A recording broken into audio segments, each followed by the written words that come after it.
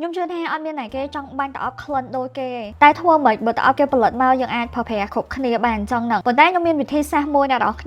នាគួរតែទិញតអប់មួយដែលគេអត់សូវប្រានិយាយសួរស្ដាប់គឺតអប់មួយដែលអត់សូវមានគេស្គាល់ច្រើនដូចតអប់នេះអញ្ចឹង Chloe Nomad អានេះផលិតនៅប្រទេសអេស្ប៉ាញភាគច្រើនគឺយើងប្រើតអប់ផលិតមកពីប្រទេសអ៊ីតាលីឬក៏បារាំងណាប៉ុន្តែអានេះនៅប្រទេសអេស្ប៉ាញអញ្ចឹងក្លិនវាក៏អាចប្លែកខុសពីតអប់ផ្សេងៗដែលយើងធ្លាប់ហត់ដែរអញ្ចឹងអ្នកនរគ្នាទិញតអប់នេះបាញ់ដំបូងទៅគឺក្លិនបែបរៀងខូចអញ្ចឹងយើងពេលបាញ់តអប់នឹងហើយគួរតែចាំពី10ទៅ15នាទីវានឹងហើរក្លិនខូចហ្នឹងហើយបន្ទាប់មកយើងនឹងហិតក្លិនមួយដែលថាឈ្ងុយឆ្ងាញ់ខ្លាំងមែនតើអញ្ចឹងមកបែបសុភាពនារីតែម្ដងក្លិនវាបែបផ្អែមសតុនផ្កាស្រាលប្រហើរវាជាមួយនឹងក្លិនបែកម្សៅនៅក្នុងហ្នឹងនិយាយទៅក្លិននេះគឺស្អាតខ្លាំងមែនតើហ្មងពេលដែលវាហើរក្លិនទៅគឺឈ្ងុយអ្នកនរគ្នាតែងទៅគឺអត់ខកបំណងទេផេតរបស់វាគឺ Eau de Parfum ចូលបានពី4ទៅ5ម៉ោងអាចប្រើប្រាស់ជាប្រចាំថ្ងៃទៅ office ឬក៏ទៅសាលាខ្ញុំហ៊ានធានាថាពេលដែលអ្នកនរគ្នាបាញ់តអប់នេះហើយទៅសាលាគឺអត់មានអ្នកគេជន់ក្លិនទេយ៉ាងច្រើនតែម្នាក់អីអស់ហើយតែសម្រាប់បងអូនណាដែលគាត់ចង់បានជាមួយនឹងតអប់ Chloe Nomad នេះអាចតតង page Affirmate បាន